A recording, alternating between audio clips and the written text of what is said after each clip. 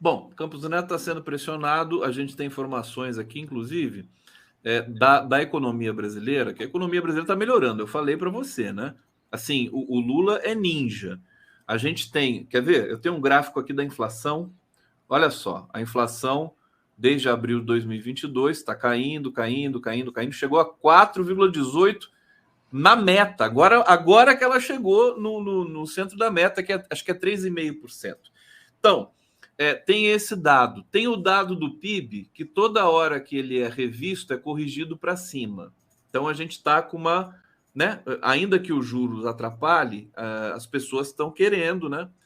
Enfim, voltar a uma certa normalidade econômica no Brasil, não ficar nessa estagnação dos 10 anos aí.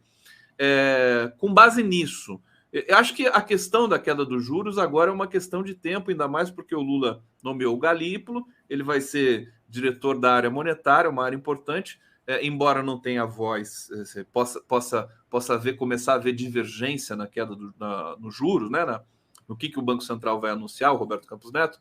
Eu acho que a gente vai... É inevitável agora. Agora, com base nisso, nessa melhora curiosa, até porque também os programas sociais começam a fazer efeito. A desigualdade caiu, despencou agora em função do valor do Bolsa Família. Agora, é um dado que é bom e ruim porque as pessoas dependem do governo. Eu queria que você falasse um pouco dessa perspectiva econômica, concreta. 3 coisas, vamos lá. Primeiro, assim, esses dados sozinhos eles não podem ser lidos assim, Conde, se isso é bom ou é ruim, tá?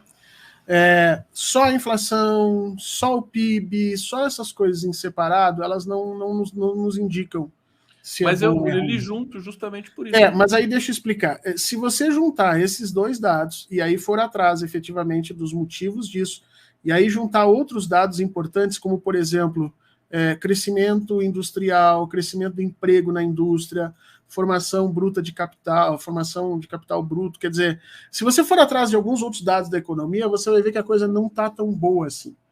O que nós temos nesse momento é um crescimento que está sendo sustentado a partir de uma agregada demanda que está vindo em função de programas sociais. Se a nossa economia estivesse funcionando, seria ótimo. Se nós estivéssemos gerando emprego industrial, embora a indústria tenha recuperado um pouquinho, se comparado no mês passado para esse mês, se não me engano, aumentou 1,4%, 1,5%, mas se você comparar com o período anterior, nós estamos 17%, 18% abaixo do que nós estávamos em 2013. Então, assim, a gente está muito mal em termos de produção de valor, geração de valor, emprego, essas coisas não tão boas, tá?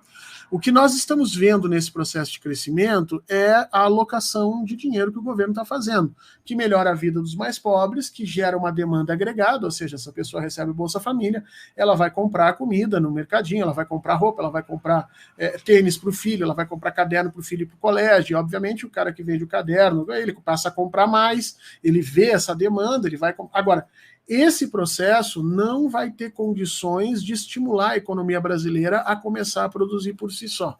E aí é que vem o grande problema. O que o Haddad estava esperando, baseado numa teoria econômica que já não é a teoria que hoje as pessoas...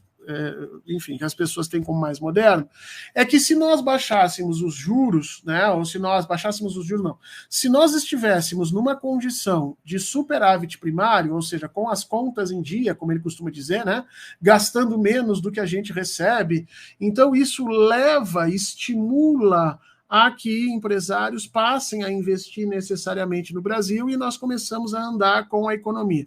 Esse é um trabalho de pesquisa que foi apresentado lá em 2007 ou 2008, depois foi mostrado que era uma fraude, e aí começou toda uma discussão em função disso, mas ainda essa é uma perspectiva que algumas pessoas acreditam. O problema é que a gente fica dependendo de uma burguesia brasileira para investir, que a gente sabe que não é racional, ou seja, ela não trabalha com a perspectiva do ganho e do custo, ela trabalha com a perspectiva ideológica, ela não vai investir no governo Lula, ela não vai adiante porque ela quer efetivamente que o governo caia. A gente viu acontecer isso na época da Dilma. Então eu acho que está se pensando errado. E o segundo motivo, obviamente, é o Campos Neto.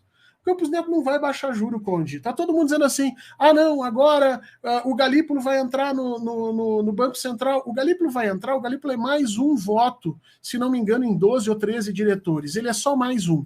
Ele não vai conseguir mudar a estrutura de votos lá dentro. O que ele pode fazer, obviamente, ele vai ter acesso às discussões. Ele vai poder botar o dedo na ferida e dizer alguma coisa lá dentro. Agora, não vai mudar absolutamente nada. O Campos Neto não foi colocado no Banco Central para ser uma referência técnica, para ajudar no desenvolvimento brasileiro. Não, ele foi colocado ali como uma armadilha para o governo Lula. A função dele é dinamitar o governo, é não permitir a recuperação econômica do governo.